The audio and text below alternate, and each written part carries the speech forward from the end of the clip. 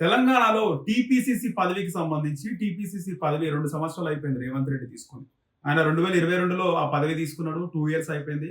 2 years తర్వాత ఇప్పుడు ఆయన ముఖ్యమంత్రి అయింది కాబట్టి ఖచ్చితంగా వేరే వాళ్ళకు టీపీసీసీ పదవి ఇస్తే బాగుంటది. ఎప్పుడు కాంగ్రెస్ పార్టీ అధికారంలో ఉన్నా కాంగ్రెస్ పార్టీకి ముఖ్యమంత్రి ఎంత పవర్‌ఫుల్లో ఆ పార్టీకి టీపీసీసీ ప్రెసిడెంట్ అంతే పవర్‌ఫుల్. సో టీపీసీసీ పదవి ఎవరికొస్తుంది? ఇన్ని రోజులు బీసీ నాయకునికి ఇస్తారన్నారు. వాస్తవానికి ఇప్పుడు కూడా బీసీకి ఇచ్చే అవకాశం ఉంది.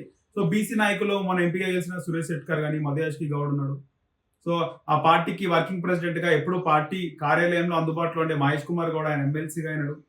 సో వీళ్ళ మధ్యలో ప్రధాన పోటీ ఉంది.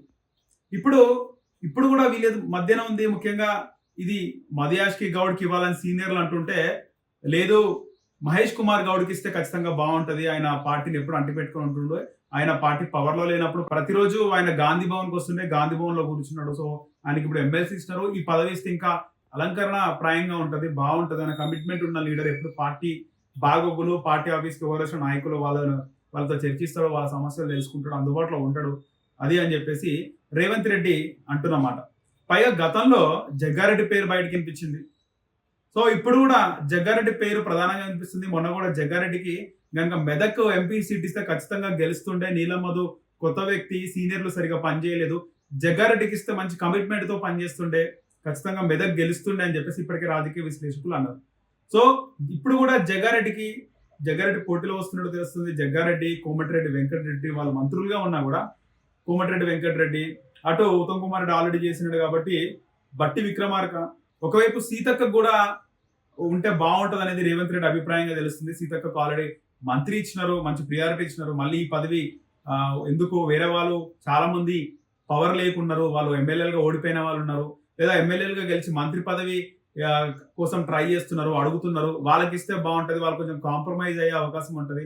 ఇక్కడ మంత్రి పదవి ఇవ్వకపోయినా కూడా అక్కడ టీపీసీసీ ప్రెసిడెంట్ ఇస్తే వాళ్ళని అక్కడ భర్తీ చేసినట్టు ఉంటది, ఫిల్ అయిపోతారు, మనకు ప్రాబ్లం ఉంటది అని చెప్పేసి ఆల్రెడీ సీనియర్లు రేవంత్ రెడ్డి కూడా భావించినాడు. సో సీతక్క పేరు వినబడతలేదు.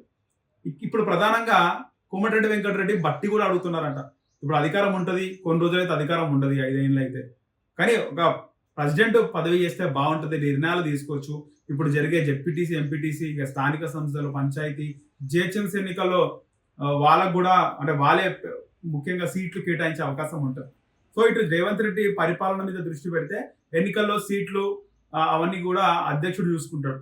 సో ఈ విధంగా వాళ్ళు ఆలోచిస్తున్నారు. కానీ ఇక్కడ ప్రధానంగా మధుయాష్కి గౌడ్కే ఇస్తే బాగుంటుందని సీనియర్లు, ఇటు మహేష్ కుమార్ గౌడ్కి ఇస్తే బాగుంటుందని రేవంత్ రెడ్డి ఆలోచిస్తున్నాడు తెలుస్తుంది. మొత్తానికి బీసీ నాయకునికి ఇవ్వాలని డిసైడ్ అయినారంట. ఆల్రెడీ ముఖ్యమంత్రి రెడ్డి ఉన్నారు. టీపీసీసీ పదవి కూడా రెడ్డికి ఇస్తే ఖచ్చితంగా ప్రతిపక్షాలకు ఇప్పుడు ఛాన్స్ లేదు. ఇప్పుడు బీజేపీకి కానీ ముఖ్యంగా బీఆర్ఎస్ ఏదైనా మిరాకిల్ జరుగుతుందేమో, ఏదైనా మ్యాజిక్ జరుగుతుందేమో, అప్పుడు మనం విజృంభిస్తాము. ఏదైనా కొంచెం తప్పు దొరకని కాంగ్రెస్ది ఇంకా రోడ్ల మీదకి వచ్చి ధర్నాలు చేద్దాము, మన బీఆర్ఎస్ సత్తా దాటుదాము. మొత్తం ఎట్లయితే ఉద్యమంలో ధర్నాలు, రాస్తారోకాలు, నిరసనలు చేసి ఎలాగైతే ఫామ్ లకు వచ్చిరో ఇప్పుడు కూడా ఏ ఛాన్స్ దొరికితే నిరసన చేసి ప్రభుత్వం పైన పోరాడదాము, మళ్ళీ పబ్లిక్ లో మన గ్రాఫ్ పెంచుకుందామని ఆల్రెడీ బీఆర్ఎస్, కేసీఆర్, హరీష్ రావు ఆలోచిస్తున్నారు. కేటీఆర్ ప్లాన్ కూడా అదే ఉంది. కానీ ఏ ఛాన్స్ దొరకకుండా రేవంత్ రెడ్డి చాలా జాగ్రత్తగా అడుగులేస్తున్నాడు. మన ఆంధ్రప్రదేశ్ లో చంద్రబాబు నాయుడు గెలిచినా కూడా చాలా జాగ్రత్తగా మాట్లాడినాడు. సో ఆయన 18 గంటలు కష్టపడతాడు, నేను 12 గంటలు కష్టపడతాను. సో ఆయన గెలిచినందుకు నేను కూడా 18 గంటలు కష్టపడతా అని చెప్పేసి రేవంత్ రెడ్డి అన్నాడు. సో దీనికి బీఆర్ఎస్ కి కౌంటర్ ఏనికి లేదు. రేవంత్ రెడ్డి చెప్పేది ఏంది, కష్టపడతా అని చెప్తున్నాడు. అక్కడ 18 గంటలు, ఇక్కడ 12 గంటలు, నేను కూడా ఇంకో 6 గంటలు పనిచేస్తా అన్నాడు. కానీ ఎక్కడ రేవంత్ రెడ్డి తప్పు దొరకకుండా మాట్లాడినాడు. అక్కడ చంద్రబాబు నాయుడు గెలిచినాడు, చాలా హ్యాపీగా ఉంది, శుభాకాంక్షలు ఎక్కడ చెప్పలేదు. సో మళ్ళా ఇది ఆంధ్ర పాలన వచ్చింది, లేకపోతే ఆంధ్ర తెలంగాణ కలుస్తుంది అని చెప్పేసి బీఆర్ఎస్ వాళ్ళు అంటారు. సో ఇప్పుడు ఛాన్స్ లేకుండా రేవంత్ రెడ్డి చాలా జాగ్రత్తగా అడుగులు వేస్తున్నాడు. ఇప్పుడు కనుక బీసీకి కాకుండా రెడ్డికి ఇచ్చినారంటే కాంగ్రెస్ పార్టీ, రెడ్ల పార్టీ, రెడ్డి పాలన వచ్చింది. ప్రజలు కూడా మొత్తం రెడ్లేనా, ఇంకా కాంగ్రెస్ బీసీ లేరా, ఎస్సీ ఎస్టీ లేరా అని మాట్లాడతారు కాబట్టి సో బీసీకి ఇద్దామని అనుకుంటారు. ఒకవైపు అద్దంకి దాయకర్ పేరు కూడా వినపడదు. అద్దంకి దాయకర్కి మొన్న ఎమ్మెల్యే టికెట్ ఇవ్వలేదు, ఆ తర్వాత ఆయనకు ఎక్కడా నామినేషన్ పదవి ఇవ్వలేదు. అద్దంకి దాయకర్ నిజంగానే కాంగ్రెస్ లో దొక్కేస్తున్నారు అంటే ఖచ్చితంగా పదవి అయితే ఇస్తలేరు. బయటికి మాట్లాడుతున్నారు కానీ రాజకీయం చేసుకున్నట్టు అనిపిస్తుంది అద్దంకి దాయకర్ విషయంలో. అద్దంకి దాయకర్ ఎప్పుడైనా యాక్టివ్ గా ఉంటుండే పాలిటిక్స్ లో. ఏ సమస్య వచ్చినా కాంగ్రెస్ పార్టీ నుంచి మాట్లాడే కొద్ది మందిలో అద్దంకి దాయకర్ ఒకడు. ఆయన ఒకసారి రాజగోపాల్ రెడ్డి బీజేపీలో పోయినప్పుడు ఎన్నికలు అయినప్పుడు ఆ నల్గొండలో కోమటిరెడ్డి నువ్వేం మాట్లాడుతున్నావు, సపోర్ట్ చేస్తున్నావు, మీ తమ్ముడికే సపోర్ట్ చేస్తున్నావు, ఉంటే ఉంటే లేక పార్టీలకి పో అని ఒక బూతు మాట్లాడు. సో అప్పటి నుంచి ఆ తర్వాత టార్గెటెడ్ గా ఉన్నాడు. అద్దంకి దయాకర్ ఎమ్మెల్యే టికెట్ రాలే, అయిపోయింది. ఆ తర్వాత నామినేటెడ్ పోస్టులు కానీ లేదా ఏదైనా మంచి పోస్టులు ఆయనకు రాలే. 3 ఎస్సీ రిజర్వ్డ్ ఎంపీ నియోజకవర్గాలు ఉన్నాయి, లోక్సభ నియోజకవర్గాలు, అది ఇవ్వలే. సికింద్రాబాద్ కంటోన్మెంట్ లో ఎస్సీ రిజర్వ్డ్ అది ఇస్తా అనుకున్నారు బై ఎలక్షన్స్ లో, అది ఇవ్వలేదు. సో ఆ తర్వాత ఒకసారి రేవంత్ రెడ్డి మాట్లాడుతూ అద్దంకి దయాకర్కి మంచి పదవి ఇస్తాను, అద్దంకి దయాకర్ నేను వేరు కాదు, నేను ముఖ్యమంత్రిని, అద్దంకి కూడా ముఖ్యమంత్రే అని అప్పుడు కొంచెం మాట్లాడినాడు. అంటే కడుపు నింపే ప్రయత్నం చేసినాడు, హ్యాపీగా ఉండే ప్రయత్నం, కానీ కాలేదు. ఇప్పుడు టీపీసీసీ అధ్యక్ష పదవి ఇస్తున్నారు, అది కూడా ఇయ్యలేదు. సో అద్దంకి దయాకర్ పైన కోమటిరెడ్డి బ్రదర్స్ కుట్ర చేస్తున్నారా, ఆయనకి ఏ పోస్ట్ రాకుండా రేవంత్ రెడ్డి ఎలాంటి పదవి ఇవ్వకుండా అడ్డుకుంటున్నారంటే అడ్డుకుంటున్నారే అంటున్నారు రాజకీయ విశ్లేషకులు.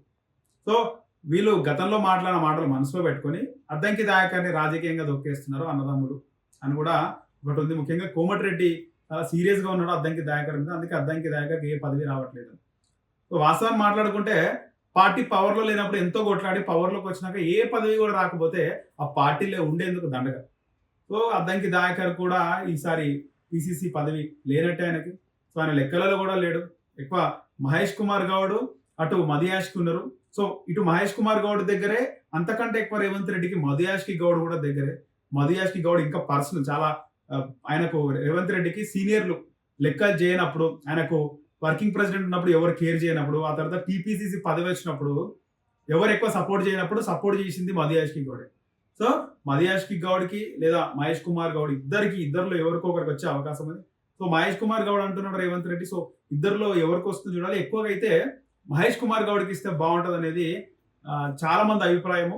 ఆయన మదియాష్కి గౌడ్ కంటే కూడా కొంచెం పార్టీకి అంకితభావంతో పనిచేసే వ్యక్తుల్లో మహేష్ కుమార్ గౌడే ముందున్నాడు అని చెప్పేసి విశ్వసనీయ వర్గాల సమాచారం.